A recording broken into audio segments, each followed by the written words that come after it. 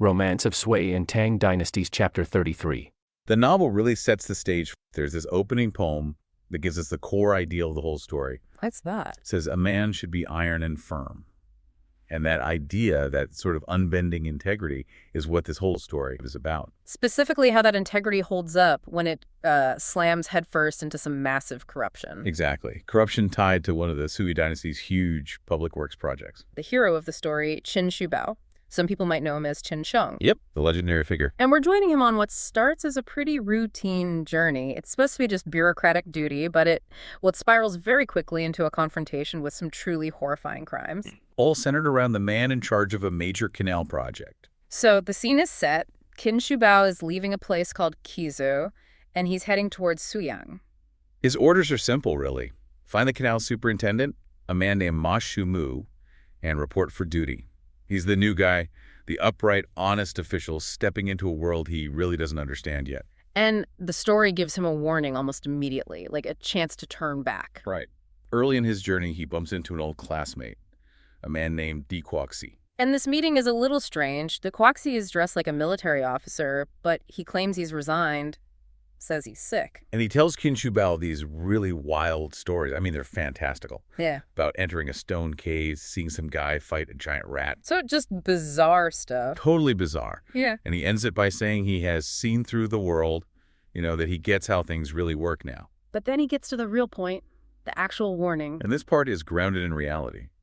He says he used to work for Ma Shumu, the very man Shubao is going to meet. And what's the advice? He tells him, be careful. He says Ma Shumu is inherently greedy and very difficult to serve.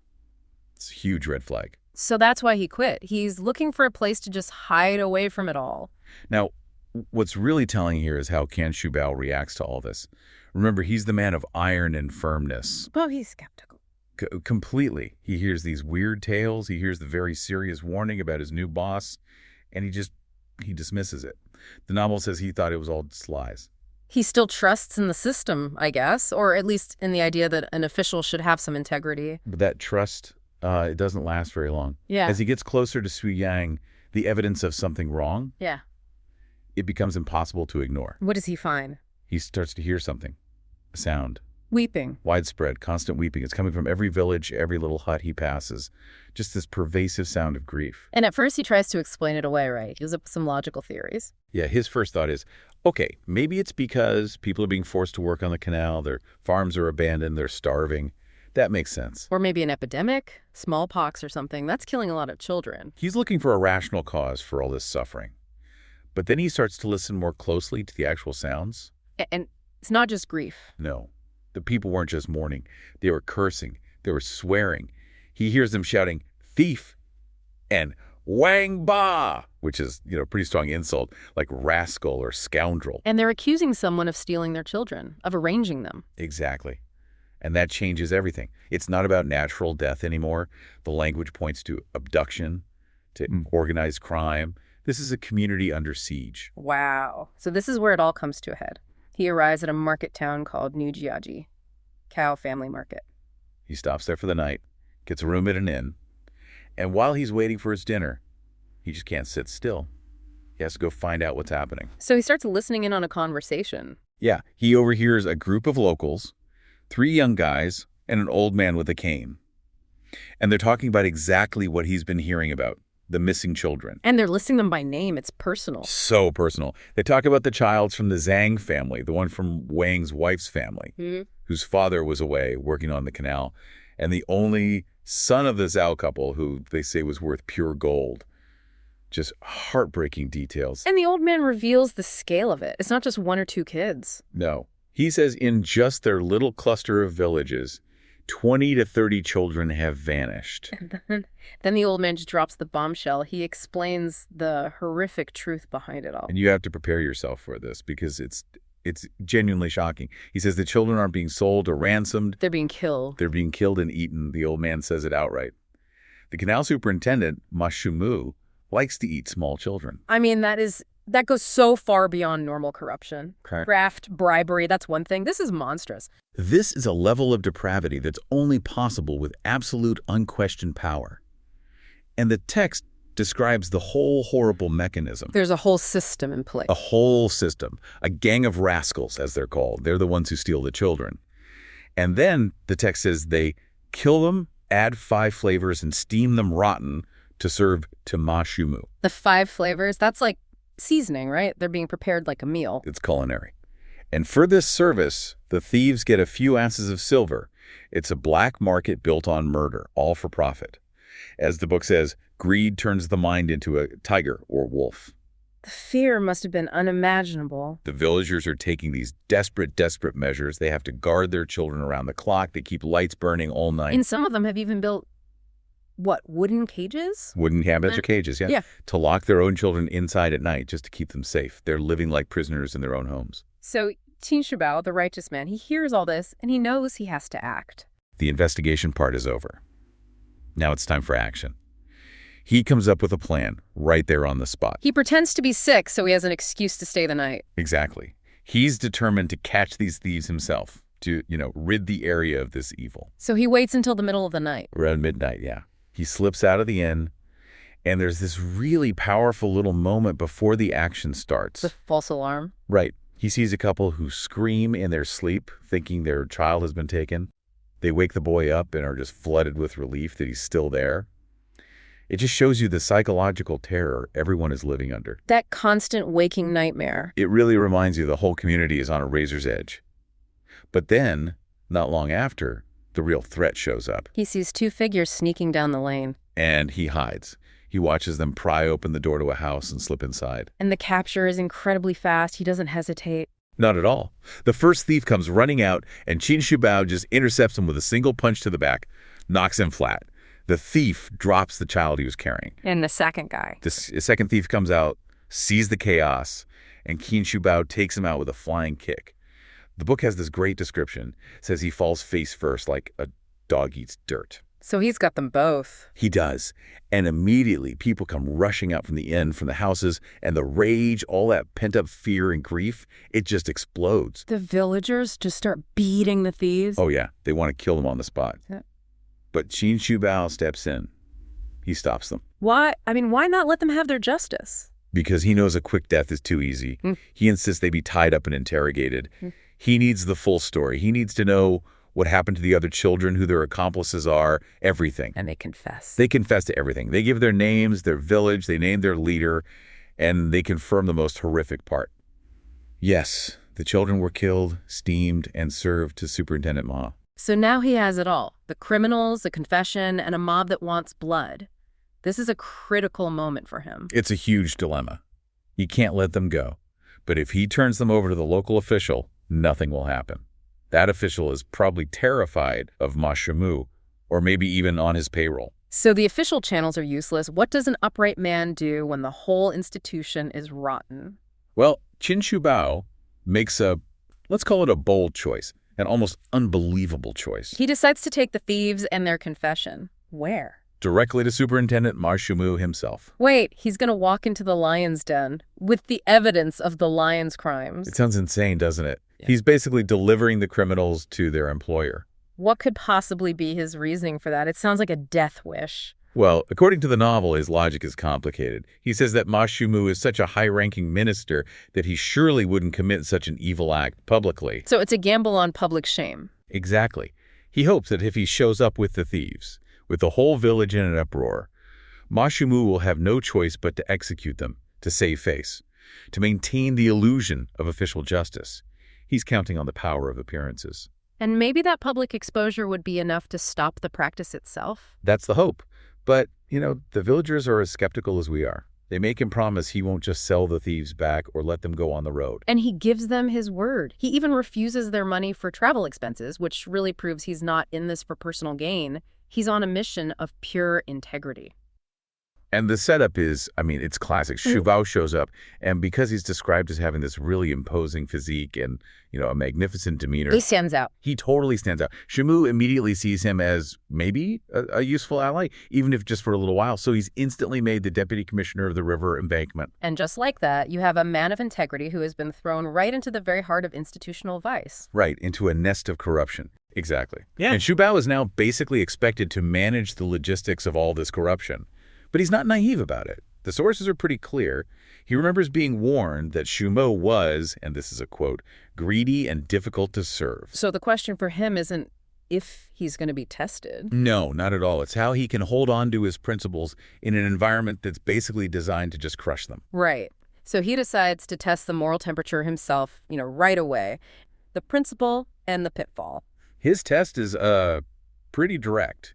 He arrests two known troublemakers, Zhang Shuazi and Tao Jinger. And these guys were not subtle. Not at all. They were publicly claiming that Shubao himself had given them permission to steal, specifically to take minors. Wow. So Shubao brings them straight to the boss. He's basically daring him to do the right thing. And Shubao's reaction is, what's fascinating. The text says he grew visibly angry. He immediately starts deflecting. He claims it's not his problem, right? Exactly. He says the arrests are completely outside his jurisdiction, that his job is just canal work, construction, nothing else. But that's a pretty flimsy excuse. It is, but the real tell is what happens next. The deputy general, Ling Hu Da, suggests, okay, well, let's at least send them to the local authorities for questioning. A reasonable suggestion. And Shubao just snacks back with his incredibly cynical reason for releasing them on the spot. He argues that it's actually better if he releases them now. Better than what? Better than sending them to the local government, who, he says, would just extort money from them before letting them go anyway. So he's positioning his own refusal to prosecute as some kind of noble act, the lesser of two evils. It's a masterful piece of deflection. I mean, he's not saying he's innocent. He's claiming he's morally superior to the pettier forms of corruption out there. And by doing that, he protects his own networks. He keeps his power. And he poisons Shubao's idealism right from the start. And it absolutely works. The text says Shubao's enthusiasm sinks into a water pit. He realizes he's not dealing with simple bribe takers. No, this is a whole system. It's a system that has refined its corruption into this sophisticated, self-justifying bureaucracy. Which means the man he just released, the thief Tao Jinger, is now free and instantly available to become the linchpin for the next much bigger scandal. The network just gained a very useful operative. The background here is it's critical. Why was the canal route going directly through the city of Suiyang in the first place? Right. That seems destructive. It was. It was based on an imperial report that claimed the area had something called Wang Qi, or imperial aura, a kind of spiritual threat that the Sui emperor wanted to suppress by literally tearing the city apart. They had already demolished the tomb of a local hero, Song Sima Huayuan. So the people are facing total annihilation of their homes, their history. They mount a financial counterattack. A big one. We're told 180 wealthy families pool their gold, and they raise a staggering 3,000 ounces. All to buy protection for their city. And the person who facilitates this massive bribe is, of all people, the recently released thief, Tao Jinger. You can't make this stuff up. He introduces the families to Shimi's favorite steward, who has this perfectly descriptive nickname, Golden Pit. Golden Pit, of course. And just to get the request delivered, the fixers charge 1,000 ounces of silver for themselves. Okay, so this is where the story goes from corrupt to just high political theater. Oh, absolutely. The steward, Golden Pit, he takes the 3,000 ounces of gold, goes to Shumi's room, and silently places it on the table while Shumi is asleep. He's planning to explain it all when he wakes up. But Shumi wakes up screaming. He claims he was having a dream, a nightmare, where he was arguing with the ghosts of the people from that tomb they destroyed. The ghosts of Song Shengan and Huasima. The very same. And he says these ghosts were threatening him with molten copper unless he spared the city. So he wakes up, sees this enormous pile of gold on his table. And he immediately concludes that his terrifying dream was a literal divine message. He declares that it is heaven sending 3,000 ounces of gold taken from the people. And he agrees, on the spot, to change the route. He just completely ignores Golden Pit, trying to explain, no, this is a bribe from the citizens. Completely. He doesn't just take the money. He launders the bribe into a heavenly mandate. He uses divine justification to cover up this massive illegal change to an imperial decree. It's the ultimate PR move, really. You take the money, you get the result everyone wants, and you make yourself immune to criticism by saying God told you to do it. And this leads directly into the downfall of our hero, Shubao. So Shubao, now flush with gold and, justified by ghosts, he tells Shubao to go survey a new detour route outside the city. And Shubao, He's still sticking to his principles, even though he knows it's gotten him nowhere. He refuses all the little bribes from villagers trying to protect their land or their family graves. So he actually chooses a truly honest path for the detour. He does. But integrity has a cost, right? Especially to a corrupt boss's bottom line. Shubao comes back and reports that the honest detour, while it does save the city, would be more than 20 miles longer. Which means more labor, more time, more money. The very things Shamu now had a huge interest in minimizing. So the fuse is lit, and at the same time, Deputy General Ling Da is already there, arguing with Shumo about this sudden change of plans. Right, he feels it violates the imperial decree. Yeah. So when Shubao reports the expensive reality of this new route, Shumu is just annoyed by both of them. He lashes out. The irony here is just brutal. It is. Shumu accuses Shubao of obstruction, and specifically of taking silver from the outer city residents. He fires him using the very same type of accusation he just used the dream to avoid. Exactly. The consequences are immediate. Shubao is stripped of his post, ordered to go home. The hero's strategic retreat. It is. Because when he's dismissed, Shubao doesn't mourn. He actually celebrates. He sees this moment as heaven saving him. He knew the project was just a death sentence. Yes, the text mentions the high death rates. He knew if he had stayed, he'd either been killed by the workload or, more likely, gotten caught up in Shuma's inevitable downfall. So he doesn't see failure. He sees a strategic exit. A perfect exit. And he's so convinced of this that he immediately turns down a job offer from the other general, Ling Da. He gives an excuse, though. A socially acceptable one, yes. He says he needs to care for his 80-year-old mother. Yeah. But the real reason he gives is his lack of interest in what he calls micro-fame from this kind of corrupt short-term service. And that's the key, right? The cost-benefit analysis. Why fight a doomed system for basically no return? Why waste your energy? And this is where he applies his political prophecy. He looks around at the constant oppression, the resentment, the instability, and he predicts that, quote, the world will surely fall into chaos within 10 years. And that conviction, that changes everything for him. It dictates his entire strategy. He decides that fame and noble rank are only a matter of timing. The real battle is coming, but it's not now. Now is the time to preserve his strength. Yes. So he moves to a quiet village. He focuses on simple things: family, poetry, planting trees. The text mentions wine and chess. A quiet life. And his friends see this and they think he's given up. They mistake his calm for a waning spirit. But the sources are very clear on this. This is a deliberate act. It's intentional camouflage. He is reserving his heroic spirit and sharp edge. Exactly, for that inevitable time when the whole system collapses and he can actually make a real difference. It's the ultimate lesson in political patience. Shubao knew his moment to be a hero wasn't now, when the system could just crush him without a thought. It was later, when chaos would create an opening. He chose survival over a futile, immediate fight.